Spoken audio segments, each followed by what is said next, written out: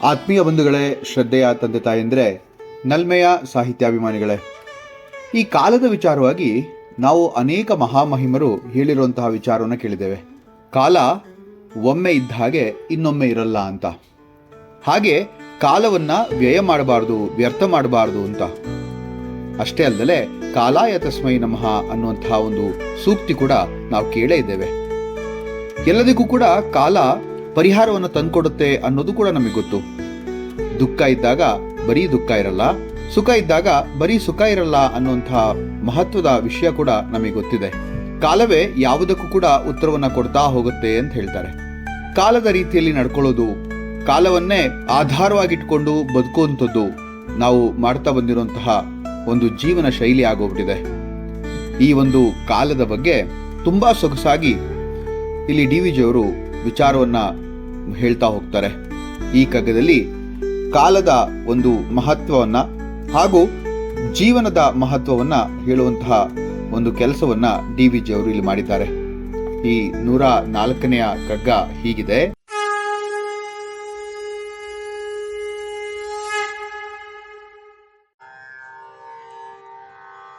ಕಾಲವಕ್ಷಯ ದೀಪವದರ ಪಾತ್ರೆಯ ಪಾರ, ಬಾಳದರಿನಾದೊಂದು ಕಿರುಹಣತೆ ಮಿಣುಕು, ಗಾಳಿಯಾರಿಪುದೊಂದ ನಿನ್ನೊಂದ ಹೊತ್ತಿಪುದು, ತೈಲಧಾರೆಯ ಖಂಡ ಮಂಕುತಿಮ್ಮ ಮಂಕುತಿಮ್ಮ. ಇಲ್ಲಿ ಜೀವನವನ್ನ ದೀಪ ಅಥವಾ ದೀಪಕ ಅನ್ನುವಂತಹ ಒಂದು ಹೋಲಿಕೆಯನ್ನ ಮಾಡಿ ಕಾಲವನ್ನ ಪಾತ್ರೆಯಂತೆ ಕಂಡಿದ್ದಾರೆ ಇಲ್ಲಿ DVG ಅವರು. ಕಾಲವಕ್ಷಯ ದೀಪವದರ ಪಾತ್ರೆಯ ಪಾರ.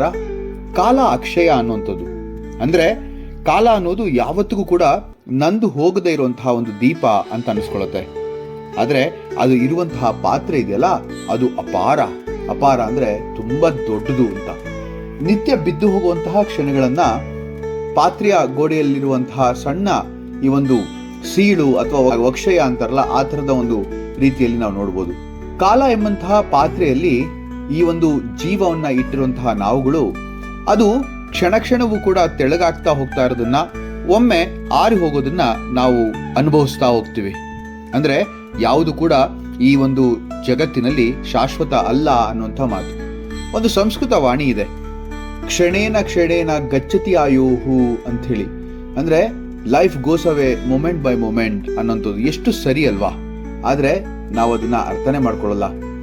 ಜೀವನವೆಂಬುದು ಕಾಲದೀಪದ ಮೇಲೆ ಹೊತ್ತಿರುವಂತಹ ಒಂದು ಸಣ್ಣ ಜ್ವಾಲೆ. ಅದನ್ನ ಒಮ್ಮೆ ಗಾಳಿ ಬಂದು ನಾಶ ಮಾಡಬಹುದು, ಅಥವಾ ತೈಲ ಅಂದ್ರೆ ಆಯುಷ್ಯ, ಶಕ್ತಿ, ಪ್ರೀತಿ, ಧರ್ಮ ಮುಗಿದ್ರೂ ಕೂಡ ನಾಶವಾಗಿ ಹೋಗ್ಬೋದು. ಆದ್ರೆ ನಡುವೆ ನಾವು ಮಾಡ್ಬೇಕಾದ್ದೇನ್ ಗೊತ್ತಾ? ಜೀವನದ ಜ್ವಾಲೆ ಹೊತ್ತಿರುವಷ್ಟರಲ್ಲಿ ಕತ್ತಲನ್ನ ಗೆಲ್ಲುವಂತಹ ಬೆಳಕಾಗ್ಬೇಕು, ಕತ್ತಲನ್ನ ಗೆಲ್ಲುವಂತಹ ಪ್ರಯತ್ನವನ್ನ ಮಾಡಬೇಕು. ಅದಕ್ಕೆ ಹೇಳ್ತಾರಲ್ವಾ, ತಮಸೋಮ ಜ್ಯೋತಿರ್ಗಮಯ ಅಂತ ಹೇಳಿ. ಇಲ್ಲಿ ಬಾಳ್ ಅದರಿನಾದೊಂದು ಕಿರು ಹಣತೆಯ ಮಿಣುಕು. ಅದಕ್ಕೆ ಹೋಲಿಸಿದರೆ ನಮ್ಮ ಬಾಳು ಒಂದು ಸಣ್ಣ ದೀಪ ಅಂತ ಹೇಳಿ. ಒಂದು ಚಿಕ್ಕ ಮಿಂಚು ಗಾಳಿ ಬಂದು ದೀಪವನ್ನ ಆರಿಸಿ ಇನ್ನೊಂದನ್ನ ಹೊತ್ತಿಸುತ್ತೆ. ಒಂದು ಜೀವ ಹೋದ್ರೆ ಮತ್ತೊಂದು ಹುಟ್ಟುತ್ತೆ ಅನ್ನುವಂಥದ್ದು ಯಾವಾಗ್ಲೂ ಕೂಡ ಈ ಒಂದು ಮಾತನ್ನ ಹೇಳುವಂತಹ ವಿಚಾರ. ಇಲ್ಲಿ ನಮ್ಮ ಬಾಳು ಒಂದು ಚಿಕ್ಕ ಮಿಣುಕು ಅಂದ್ರೆ ಅಲ್ಪವಾದಂತಹ ಜ್ಯೋತಿ ಅಂದ್ರೆ ತಪ್ಪಲ್ಲ. ಅದು ದೊಡ್ಡ ಜ್ವಾಲೆ ಅಲ್ಲ, ಅದು ಅಹಂಕಾರದ ಬೆಳಕು ಅಲ್ಲ, ಅದು ಅಲ್ಪ ಆದ್ರೂ ಅಮೂಲ್ಯ ಅಂತ ಹೇಳ್ಬೋದು. ಅಲ್ಪೋಪಿ ಕಾಲೇ ನಾವ್ಯರ್ಥ ಅಂತ ಒಂದು ಮಾತು ಹೇಳ್ತಾರೆ. ಯಾವಾಗ್ಲೂ ಕೂಡ ಅಷ್ಟೇ, ಮಹಾಭಾರತದಲ್ಲಿ ಈ ವಾಕ್ಯ ಹೇಳೋದಿದೆ. ಏನಂತಂದ್ರೆ, ನಾವಿರೋದೇ ಸ್ವಲ್ಪ, ಇರುವ 2 ದಿನದಲ್ಲಿ ದ್ವೇಷ, ಹಿಂಸೆ ಮತ್ತೆ ಇನ್ನೊಬ್ಬರಿಗೆ ಮೋಸವನ್ನ ಮಾಡುವಂತಹ ಇಂತಹ ಬುದ್ಧಿಗಳನ್ನ ಬಿಟ್ಬಿಡ್ಬೇಕು ಅಂತ ಹೇಳ್ತಾರೆ. ಗಾಳಿ ಆರಿಪುದೊಂದ ನಿನ್ನೊಂದ ಹೊತ್ತಿಪುದು. ಅಂದ್ರೆ ಈ ಗಾಳಿ ಅಂದ್ರೆ ಪರಿಸ್ಥಿತಿ ಅಥವಾ ಅಪಘಾತ, ರೋಗ, ಕಷ್ಟ, ಅನಿರೀಕ್ಷಿತ ಘಟನೆ ಅಥವಾ ಮರಣ ಅಂತಾನೆ ಅನ್ನಿ. ಈ ಗಾಳಿಯ ಒಂದು ಹೊಡೆತಕ್ಕೆ ಒಂದೇ ಕ್ಷಣ ಜೀವದ ಮಿಣುಕು ನಶಿಸಿ ಹೋಗ್ಬೋದು. ಮೃತ್ಯು ಸರ್ವ ಹರಶ್ಚಯಂ ಅಂತ ಹೇಳಿ ಎಲ್ಲ ಈ ಹೇಳುವಂತಹ ಒಂದು ಮಾತಿದೆ. ಡೆತ್ ಟೇಕ್ಸ್ ಅವೇ ಎವ್ರಿಥಿಂಗ್ ಅಂತ ಹೇಳಿ. ಹಾಗಾಗಿ ಇಲ್ಲಿ ಅಹಂಕಾರಕ್ಕೆ, ಮೋಸಕ್ಕೆ, ಹಿಂಸೆಗೆ, ದ್ವೇಷಕ್ಕೆ ಜಾಗನೇ ಇಲ್ಲ ಅಂತ ಹೇಳ್ಬೋದು. ತೈಲ ಧಾರೆಯ ಖಂಡ ಮಂಕುತಿಮ್ಮ ಅಂತ ಹೇಳಿದ್ರು. ತುಂಬಾ ಚೆನ್ನಾಗಿ DVG ಅವರು ಒಂದು ಮಾತು ಹೇಳ್ತಾರೆ. ಗಾಳಿಯಿಂದ ನಾಶವಾಗದಿದ್ರು ಕೂಡ ದೀಪ ಹೊತ್ತಿಕಲು ತೈಲ ಬೇಕೇ ಬೇಕಲ್ವಾ? ಆ ತೈಲ ಅಂದ್ರೆ ಏನು? ಆಯುಷ್ಯ, ಚೇತನ, ಆರೋಗ್ಯ, ಮೌಲ್ಯಗಳು, ಧರ್ಮ, ಪ್ರೀತಿ, ಕರುಣೆ, ಸೇವಾ ಮನೋಭಾವ ಇವೆಲ್ಲ ಇಲ್ಲದೆ ಇದ್ರೆ ಮನುಷ್ಯನ ಜೀವ ತಾನೆ ಏನು ಜೀವನ ಅಂತ. ಜೀವನದ ಬೆಳಕು ಆ ತೈಲಗಳೆಲ್ಲ ಇಲ್ಲದೆ ಇದ್ರೆ ನಿಂತೇ ಬಿಡುತ್ತೆ ಅಂತ ಹೇಳ್ತಾರೆ. ಸಂಸ್ಕೃತದ ಒಂದು ಅರ್ಥಪೂರ್ಣ ಸಾಲು ಏನಪ್ಪಾ ಅಂತಂದ್ರೆ, ಧರ್ಮೋ ರಕ್ಷತಿ ರಕ್ಷಿತಃ, dharma preserves you if you preserve it ಅಂತ ಹೇಳಿ. ಅಂದ್ರೆ ನಮ್ಮ ನಡತೆ, ನೀತಿ, ಪ್ರೀತಿಯೇ ನಿಜವಾದಂತಹ ತೈಲ ಅಂತ. ಯೋಚನೆ ಮಾಡಿ ನೋಡಿ, ದೀಪಾವಳಿಯ ದೀಪವನ್ನ ನೆನೆಸ್ಕೊಳ್ಳಿ. ಗಾಳಿ ಬಂದ್ರೆ ಆರ್ಬಿಡ್ಬೋದು, ತೈಲ ಮುಗಿದ್ರೂ ಕೂಡ ಆರೋಗ್ಬೋದು, ಆದ್ರೆ ನಾವು ಅದನ್ನ ಜಾಗರೂಕತೆಯಿಂದ ರಕ್ಷಿಸ್ತೀವಲ್ವಾ? ಅದೇ ತರಹ ಜೀವನದ ಮೌಲ್ಯಗಳನ್ನ ಕೂಡ ನಾವೇ ರಕ್ಷಿಸಬೇಕು. ಇಲ್ಲಿ ಡಾಕ್ಟರ್ಗಳು ಐಸಿಯುನಲ್ಲಿ ಹೇಳುವಂತಹ ಮಾತು ಅನೇಕ ಬಾರಿ ನಾವು ಇದನ್ನು ಕೇಳಿದ್ದೇವೆ. We have done our best, now it's in God's hand ಅಂತ. ನೋಡಿ ಎಷ್ಟು ಚೆನ್ನಾಗಿ ಹೇಳ್ತಾರೆ. ಅದೇ ರೀತಿ ಗಾಳಿ, ಅದೇ ಅನಿರೀಕ್ಷಿತ ಅಂತಂದ್ರೆ ಮುಂದಿನ ಕ್ಷಣ ಯಾರ ಕೈಯಲ್ಲಿದೆ, ಯಾರಿಗ್ ಗೊತ್ತು ಮುಂದೆ ಏನಾಗುತ್ತೆ ಅಂತ.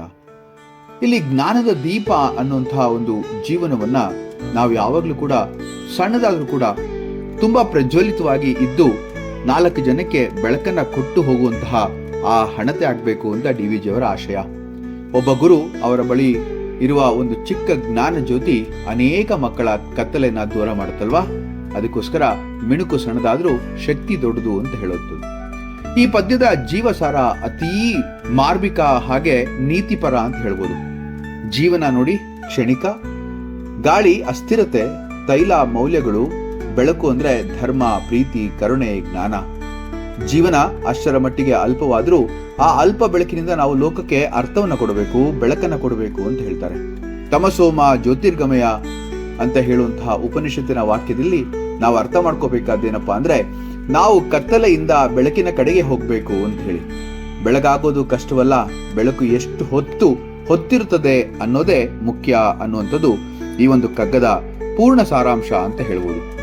ಅನಂತ ಚೌಕಟ್ಟು ಶಾಂತ ಚಿತ್ರ ಎಂಬಂತಹ ಶೀರ್ಷಿಕೆ ಅಡಿಯಲ್ಲಿ ಬಂದಂತಹ ಈ ಒಂದು 104ನೆಯ ಕಗ್ಗ, ಕಾಲವಕ್ಷಯ ದೀಪವದರ ಪಾತ್ರೆಯ ಪಾರ, ಬಾಳ್ ಅದರಿನಾದೊಂದು ಕಿರು ಹಣತೆ ಮಿಣುಕು, ಗಾಳಿ ಯಾರುಪುದೊಂದ ನಿನ್ನೊಂದ ಹೊತ್ತಿಪುದು, ತೈಲ ಧಾರೆಯ ಖಂಡ ಮಂಕುತಿಮ್ಮ, ತೈಲ ಧಾರೆಯ ಖಂಡ ಮಂಕುತಿಮ್ಮ. ಮುಂದಿನ ಒಂದು ಕಗ್ಗದೊಂದಿಗೆ ಮತ್ತೆ ಭೇಟಿಯಾಗೋಣ. ನಮಸ್ಕಾರ.